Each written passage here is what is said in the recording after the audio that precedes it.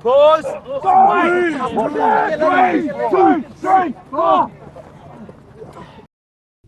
How's it, guys? Chris here from Cowboy Rugby. I'm going to have a stab at naming the Springbok team for Test 2 against Argentina. This one is for all the marbles.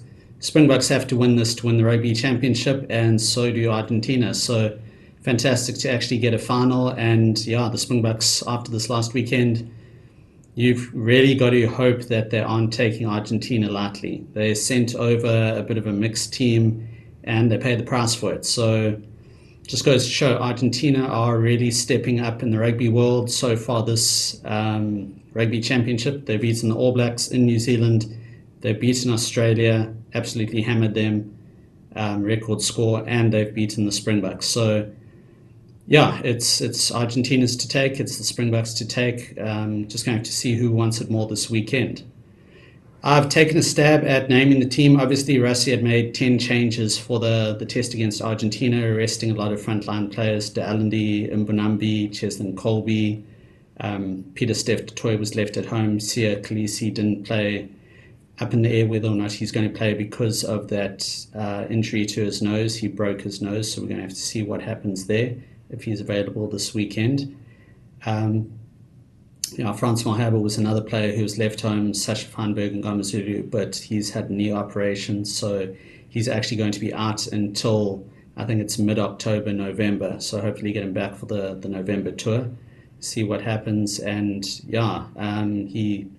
Rassie wasn't too happy with him for hiding a knee injury, so he got a bit of a scolding, and hopefully he's learned a lesson there.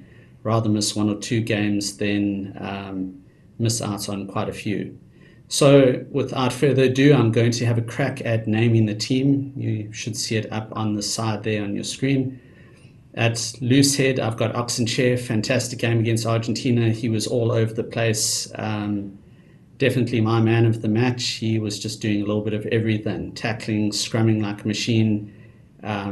Awesome carries. He was unstoppable. Next up at hooker, I know Bongi was rested, but I'm going to have Malcolm Marx starting. I think with Dwayne Vermeulen having left the Springboks, there's a bit of a gap there in terms of fetching ability. Dwayne Vermeulen was the fetcher, even though he played 8. Sia Khaleesi is more your link player, even though he plays 6. So I think it's vital that they have a couple of fetchers on the field. We know De Allende can steal. Stephen Kitchoff usually backs him up in that. Lokanyo could steal a bit, and Vermeulen was obviously there. But with certain players being injured and Vermeulen having retired, it was kind of De Allende doing things by himself with one or two players helping with the steal here and there. So I'd like to balance the team out a bit. I'd bring Marx in, keep him fetching. His lineouts were pretty good. That's one of the things I spoke about in one of my earlier videos, was lineouts needed to improve, scrums needed to improve, rucks needed to improve, mauls needed to improve. So having watched the game again, I can see 3 of those things. 3 of the 4 were done.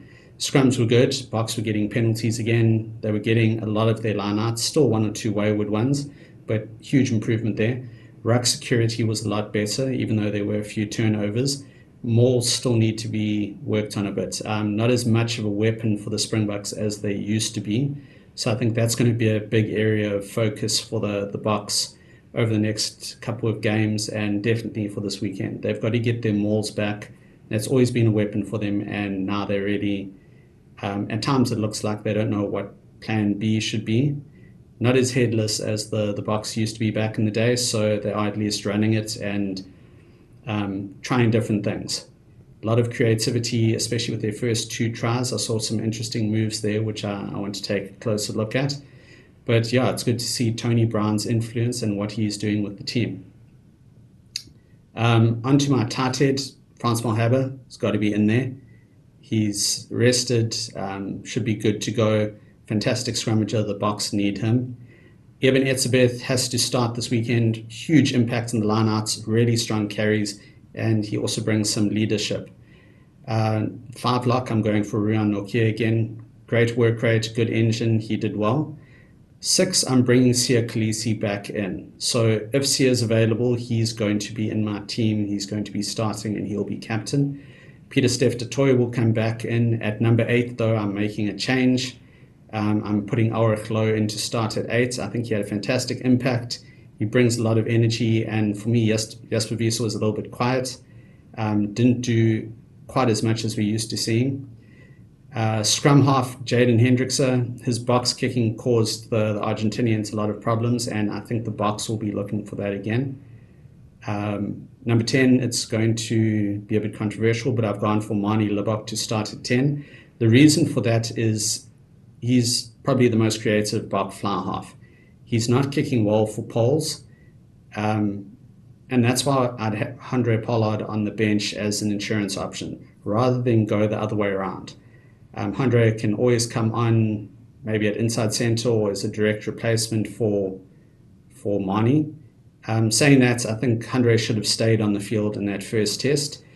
We know Mani is not a natural kicker. He's not enjoying kicking for poles. There's something wrong there, but he doesn't have to. Butch James didn't do it in 2007. Percy Montgomery was kicking. Stephen Larkham didn't kick for the Wallabies. You had Johnny Eels, Sterling Mortlock doing that. For Wales, you had Lee Halfpenny kicking from fullback. Plenty of different examples like that. So I think they need to take that pressure off Mani and just give him the opportunity to play his game without any added burdens. And then you have a kicker somewhere else in the team. We know Cheslin Colby can kick a bit, Faf de Klerk can kick, Pollard can slot in at inside centre, Sasha Feinberg and Gomezulu at fullback or at inside centre. A lot of people calling for Mani's head on social media, saying that's it, he should be done, doesn't deserve to wear a Springbok jersey. Have to disagree with that. He's been pretty good. That no-look kick comes to mind, some fantastic passing. He sets up a lot of opportunities. I think it's just about how the Boks manage him, and it's more the coach's fault than singling out a particular player. I think they should know that he's got a weakness around his kicking, and they shouldn't give him that added burden. If I look at the rest of the team, our wings would be Kurtley Arendse playing on the left wing, taking the place of Makazole Mapimpi, Colby coming back in on the right, Damien Delendi taking his place back at inside centre, Jesse Creel continuing at outside centre. Again, another good game from him. He's one of the standout outside centres at the moment, and Lakanya is pushing him, but he's going to have to get some more opportunities at outside centre. He was a little bit quiet at inside. I'm not too sure that is his position yet. Didn't do too badly, but he slipped off a few tackles, so it will be interesting to see how he goes, whether he gets included in the squad or not. I didn't have him in my team. Onto fullback, Willie Leroux, I'm bringing him back in. I think the Boks will want to give him a last game on home soil. I don't see him playing too much past this season, not with the likes of Fussy, Kuenhorn coming through, Damien Willemse coming back from injury, Kane and Moody able to play fullback. So I think this will be Willie's last game on home soil, and I think they'll give him the start there. Eben obviously had him in to start just purely on form, but I think because he's taking Matt Field's record for the Boks, he's going to hit cap number 128. I think that's why he'll be starting there as well. Onto my bench, I've got Bongi Mbonambi on the bench. He should be fit and rested. His lineouts were quite a worry against the All Blacks. I think he lost 6 or 7. Some were just overthrown. Some were picked off by Tupou Vai in particular. And some of them were just scrappy. They just the Boks didn't take them cleanly. So he'll want a big game just to prove that he's still up to it. 17, I've gone Gerard Steenkamp, great impact off the bench. He's doing really well. 18, I've gone Thomas du Toit. I know a lot of people will be saying, where is Vincent Koch? But I think Thomas's time is coming. Vincent's getting a bit older. I don't know if he's going to make it to the next World Cup. And Rassie is going to need to invest in players. He's only got, I think I read somewhere it's about 33 games left before the World Cup starts.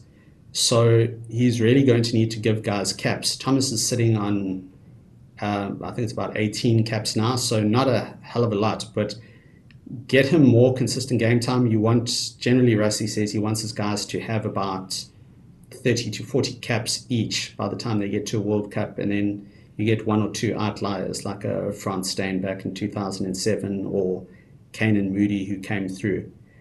But Thomas definitely needs some game time. He's been fantastic for Bath, good work rate, and also able to play loose head and tight head. So I think they might give him some game time here. I definitely would. And like I said, this is my team. You guys are free to comment below. I'd love to see what your teams would be and who you think should be in. At number 19, I'm springing a bit of a surprise. I'm going for Nicholas Jans van Rensburg. For me, Salman Murat didn't really have an impact. He's got potential. I know he's captained the team. He's done a fantastic job captaining them, but still areas of his play where he's not outstanding. He's solid more than exceptional, and I think with Pieter-Steph du Toit able to slot in as a number 4 lock if anything happens to Etzebeth, you need another 5 lock. You need that line-out general, and that's what he's renowned for in France. So France has one of the toughest leagues out there, especially when it comes to forward play, and if you can excel there and build a reputation, then you definitely deserve a crack, and you're well worth your salt. You've earned your keep. For my 20 and 21, I'm going Marco van Staden and Kwagga Smith. That's for the reasons I outlined before about needing fetches. So for me, when Malcolm Marx comes off, Bongi goes on, we need to have some more fetches on the field. Argentinians did a bit of damage there. Pablo Matera can fetch, fantastic. He's one of the world's best. Marcus Kremer, if he's going to be playing, he obviously had that injury. If he's going to be playing, he's a huge threat. Need to see, and obviously need to see if he's playing or not. But I'd still go for Marco and Kwagga. Put them on as a team. Kwagga can cover 8th man or either flank. Marco's in direct replacement for Sia Khaleesi. Let Sia go hard for 40 minutes. Absolutely smash it, and then you can bring Marco on and just let him cause trouble at the rucks.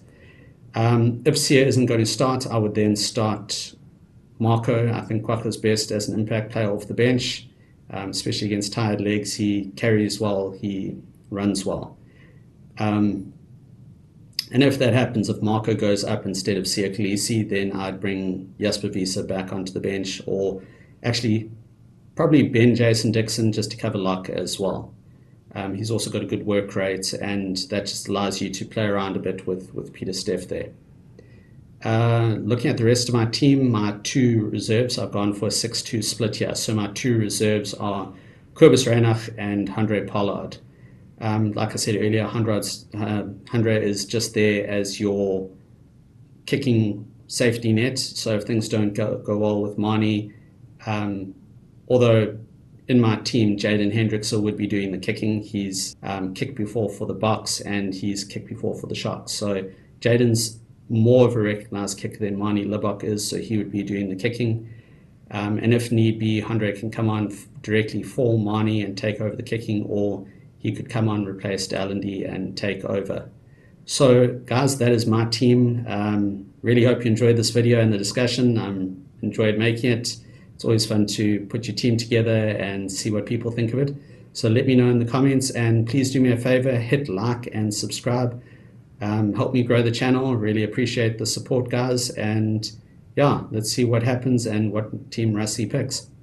Thanks, guys. Cheers.